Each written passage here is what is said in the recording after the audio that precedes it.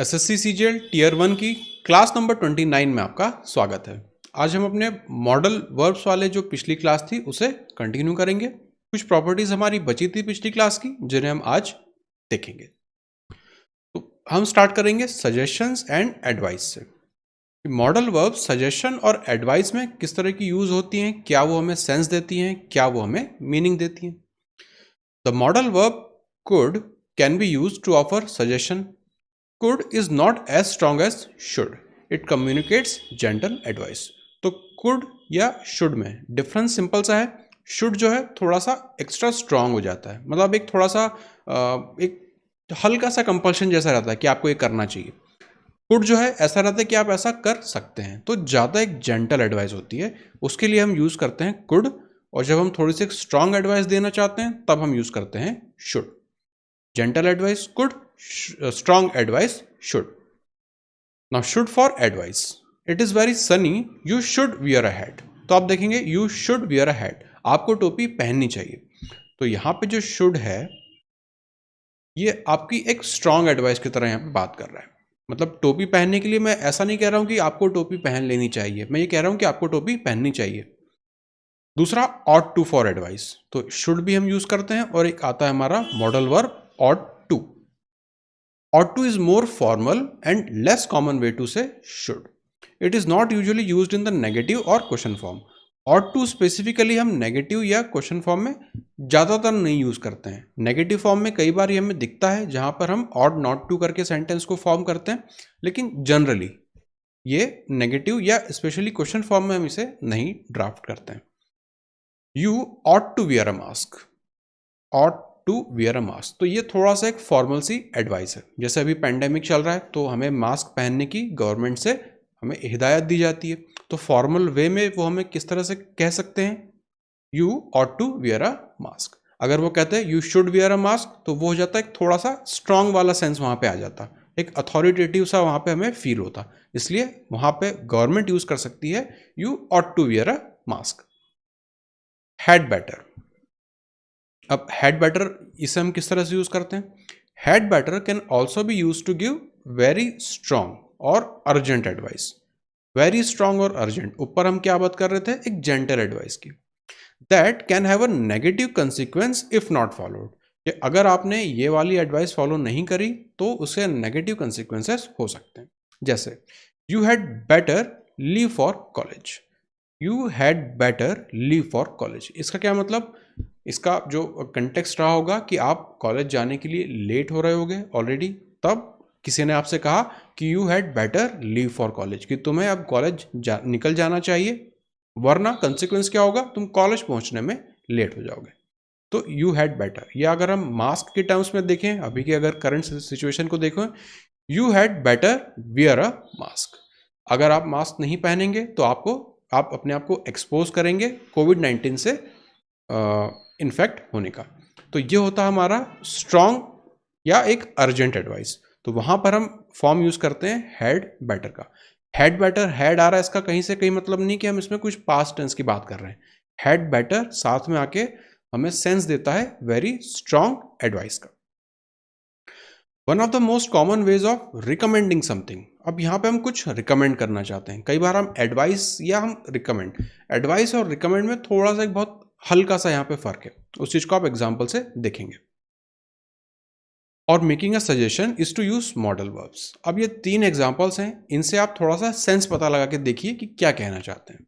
Overall एक ही चीज हो रही है कि you could visit a park, park जाने के बारे में बोला जा रहा है। अब इसमें हम क्या क्या सेंस दे सकते हैं इसे अलग अलग मॉडल वर्ब यूज करके, वो आप देखिए। You could visit the park, तो यहां पे हमने कहा you could visit the park, कि आप पार्क जा सकते हैं। तो यहाँ पे एक जेंटल सी एडवाइस थी, यहाँ पे मैं आपको कंपल्शन या आपको मैं फोर्स जैसा कुछ नहीं कर रहा हूँ, एक नॉर्मल सा सजेशन या फिर एक रिकमेंडेशन मैं आपको दे रहा हूँ कि you could visit a park.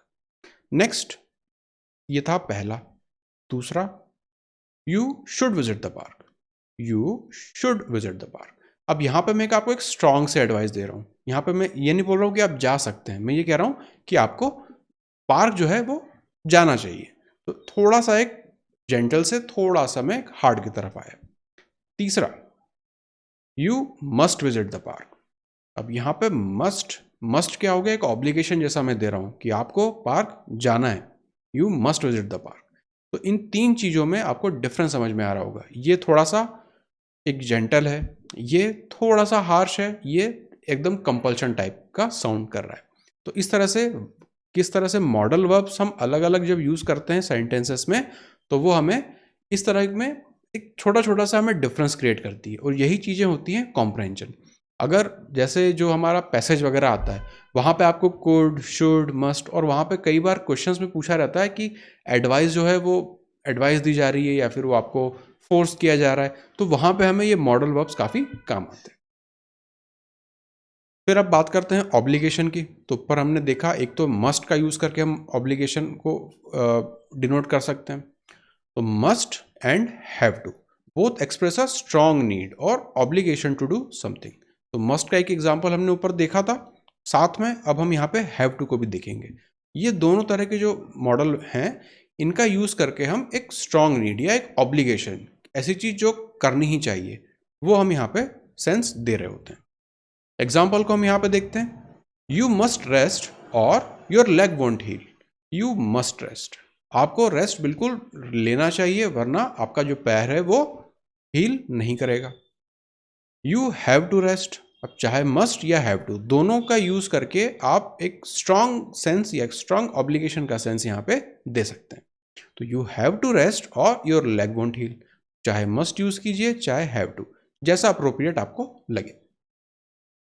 फिर मस्ट नॉट नेगेटिव फॉर्म बनाने के लिए आएगा, is a strong negative obligation. It means something is not allowed. You must not eat anything given by strangers, अनजान लोगों द्वारा कोई भी चीज दी गई कोई भी चीज आपको नहीं खानी चाहिए। तो यहां पे मैं क्या कह रहा हूं, स्ट्रॉन्ग नेगेटिव ऑब्लिगेशन, ऐसी चीज जो आपको बिल्कुल नहीं करनी चाहिए। फिर don't have two means something is not necessary और देर इज नो ऑब्लिगेशन। अब डोंट हैव टू और मस्ट नॉट में एक डिफरेंस आ रहा है सेंस का। मस्ट नॉट में मतलब बिल्कुल आपको मना कर दिया जा रहा है कि नहीं, ये चीज़ तो आपको करनी ही नहीं है। डोंट हैव टू में क्या होता है कि अरे आपको ये करने की जरूरत नहीं है, वो होता है सेंस आपका डोंट हैव टू का। एग्जाम्पल से आप इसे देखिए, you don't have to visit the doctor now. तो डोंट हैव टू मतलब अब आपको डॉक्टर को विजिट करने की जरूरत नहीं है। मस्ट अगर मैं कहता you must visit the doctor now या you must not visit the doctor now, तो वहां पे मैं एक स्ट्रॉन्ग सेंस दे रहा होता। लेकिन यहाँ पे आपको नहीं करने की जरूरत, थोड़ा सा एक पोलाइटनेस या थोड़ा सा एक लाइट करके मैं सजेशन आपको दे रहा हूं। नेक्स्ट आता है हमारा मेकिंग डिडक्शंस। मेकिंग डिडक्शन से क्या मतलब, कई बार हम लॉजिक यूज करके कोई चीज पता लगा रहे होते हैं कि अरे यार फोन बज रहा है, जरूर मेरे इस दोस्त का होगा। तो हम कैसे सोच रहे होते हैं कि यार हो सकता है उसने आपसे पहले कहा हो कि मैं आपसे को फोन करूंगा, तब आप इस तरह से डिडक्शन लगा रहे होते हैं या एक लॉजिकल डिडक्शन बना रहे होते हैं सिचुएशन के हिसाब से। Might and could can be use to talk about uncertainty. अब जो डिडक्शन आप कर रहे हैं उसमें ऑफकोर्स अनसर्टेनिटी तो है ही, आप 100% श्योर थोड़ी हैं वहां पे। तो एग्जाम्पल्स के थ्रू हम समझते हैं। जॉन हैज अ सोर ankle, it might be broken. It might be broken, अब ये आपको कंडीशन दी थी कि आपने देखा कि उसकी जो एड़ी थी वो सूजी हुई आपको दिखी, तो आपने वहां से क्या डिड्यूस किया, क्या आपने लॉजिकल डिडक्शन लगाया कि हो सकता है कि हड्डी टूटी हो। तो यहाँ पे हमने प्रयोग किया माइट का। दूसरा यहाँ पे हम यूज कर सकते थे कुड भी, कि जॉन हैज अ सोर ankle, it could be broken, हो सकता है कि हड्डी टूटी हो। तो आप चाहे माइट का प्रयोग कीजिए चाहे आप कुड का। तो यहाँ पे हम क्या सेंस ले रहे हैं, मेकिंग डिडक्शंस, कुछ एक लॉजिकल डिडक्शन, कुछ एक लॉजिकल चीज को हम यहाँ पे एज्यूम कर रहे हैं या फिर एक अनसर्टेनिटी को सर्टन करने की कोशिश जैसी कर रहे हैं कि ऐसा हो सकता है, स्पेक्यूलेशन कर रहे हैं हम यहाँ पे। तो might not is used to describe negative things that are not certain. It is not very solemn, so it might not be serious. Might not be serious. तो यहाँ पे हम जैसे हमारे एडी जो है उसके टूटने की, एडी की हड्डी टूटने की बात कर रहे थे, तो अब यहाँ पे हम might not का प्रयोग करके बता रहे हैं कि सूजन मुझे उतनी नहीं लग रही है, हो सकता है कि इतनी सीरियस बात ना हो। Must is often used to speculate about the present. यहाँ पे हम स्पेकुलेट कुछ कर रहे होते हैं, जैसे Nikhil must be very bored at home due to lockdown. तो यहाँ पे मस्ट जो है वो ऑब्लिगेशन वगैरह नहीं दे रहा है, यहाँ पे मैं क्या कर रहा हूँ, स्पेकुलेट कर रहा हूँ, एक अंदाजा जैसा लगा रहा हूँ। और कब के लिए, अभी प्रेजेंट मोमेंट के लिए, कि निखिल जो है घर पे बैठा बैठा बहुत बोर हो रहा होगा क्योंकि अभी तो लॉकडाउन लगा है। अब हो सकता है निखिल ना बोर हो रहा हो, वो मुझे नहीं पता, लेकिन हम एक स्पेकुलेट कर रहे हैं। क्या स्पेकुलेट कर रहे हैं? कि निखिल जरूर घर बैठा बैठा बोर हो रहा होगा। और स्पेकुलेट हम किस बेसिस पे कर रहे हैं? कि लॉकडाउन लगा हुआ है इस वजह से। फिर कांट या can not are used when someone is certain something is impossible. जब ऐसी चीज हो, जब हम सर्टन हो कि यार ये चीज तो हो ही नहीं सकती, तब हम कैन नॉट का प्रयोग करते हैं। John's leg can't be broken, he walk to the doctor. तो आपने देखा कि जॉन जो है वो तो चलता हुआ डॉक्टर के पास जा रहा था, तब आपने वहां से उसे देख के ये डिड्यूस किया कि यार उसके जो पैर है उसमें चोट या उसमें मोच या हड्डी जो है वो तो नहीं टूटी होगी। तो ये आपने क्या किया? Used when someone is certain about something is impossible. तो अगर वो चल के डॉक्टर के पास जा रहा है तो हड्डी तो नहीं टूटी होगी, तभी तो चल के जा पा रहा है, वरना कैसे चल के जा पाता? तो ये होता है हमारा इम्पॉसिबल को स्पेकुलेट करना। नेक्स्ट है speculation and deduction about the past. ऊपर हमने देखा प्रेजेंट के बारे में, अब हम थोड़ा सा यहाँ पे देखेंगे पास्ट के बारे में। Must have with a past participle is used to speculate about the past when past participle with past participle when the speaker is sure something happened। अब यहाँ पे आप देखेंगे, हमने पिछली क्लासेस में देखा था मस्ट के बाद जो वर्ब आती है वो किस फॉर्म में होती है? वो तो बेस फॉर्म में होती है। लेकिन यहाँ पे मस्ट के बाद एक हैव आ रहा है, इस हैव के बाद जो फॉर्म आएगा वो आएगा हमारा पास्ट पार्टिसिपल का, वर्ब का। एग्जाम्पल हम देखें तो he just disappeared, aliens must have taken him. तो कोई व्यक्ति है जो कि अचानक डिसअपियर हो गया, तो आपने वहां पे क्या आपने स्पेकुलेट किया पास्ट के बारे में? कि जरूर एलियंस जो है उसे ले गए होंगे, उसे ले गए होंगे। तो ये आप स्पेकुलेट कर रहे हैं अबाउट पास्ट। तो आप देखेंगे मस्ट आपको दिखा जो कि आपका मॉडल वर्ब है, उसके बाद आया आपका हैव, यही वाला स्ट्रक्चर फॉलो होगा मस्ट हैव का। और टेक का नॉर्मल सेंटेंस होता तो वहां पे मस्ट के बाद टेक होता, लेकिन यहाँ पे मस्ट हैव के बाद टेक जो है उसे हमें पास्ट पार्टिसिपल फॉर्म में, मतलब थर्ड फॉर्म में लिखना होता है वर्ब की। तो टेक का third form taken, must have taken. ये हम बात कर रहे हैं पास्ट में स्पेकुलेट करने की। Must can be replaced with may, might और could when the speaker is not sure whether something happened और नॉट। हम मस्ट की जगह मस्ट हम कह रहे हैं मस्ट हैव टेकन, मतलब मुझे ऐसा लग रहा है कि यार वही एलियंस ही उसे ले गए होंगे, तो एक थोड़ा सा मुझे यहाँ पे श्योरिटी जैसी सी दिख रही थी, इसलिए मैंने यहाँ पे मस्ट यूज़ किया। लेकिन अगर मुझे श्योरिटी नहीं है कि यार ऐसा ही हुआ होगा, तब वहाँ पे मैं मे, माइट या कुड का प्रयोग करूँगा। दे माइट, मे और कुड हैव यहाँ पे इंपॉर्टेंट है, ये हमें दर्शाता है कि हम पास्ट की बात कर रहे हैं। टेकन, अगेन टेक का third form taken him to another planet. अब इस वाले सेंटेंस में मैं श्योर नहीं हूं, they might have taken him to another planet, हो सकता है ना ले गए हो, पर मुझे इस बात की श्योरिटी नहीं है, बिल्कुल भी श्योरिटी नहीं है, इसलिए मैं कह रहा हूं कि they might have taken him to another planet. अब कांट और could not can be use to refer to something that speaker is certain did not happen. अब मुझे श्योर है कि यार ऐसा तो नहीं हुआ होगा, तो वहां पे मैं क्या यूज करूंगा? इट, कांट या कुड नॉट, उसके बाद हैव और बी का third form been. It can't, can't यहां पे यूज नहीं होगा क्योंकि हैव आ रहा है, तो यहां पे करेक्ट फॉर्म होगा कुड। कांट यहां पे नहीं आएगा, किसी दूसरे सेंटेंस में आ सकता है। It could not have been alien, they don't exist.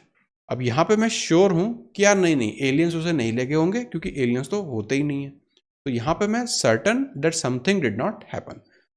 तो तीन केसेस आप देखें, पहला जब मैं सर्टन था, जब मैं सर्टन नहीं था, 50-50 जैसे हमारे पास चांस थे, और यहाँ पे जब मैं सर्टन हूँ कि नहीं ऐसा तो नहीं हुआ होगा, तब हम यहाँ पे इस तरह से यूज़ कर रहे हैं।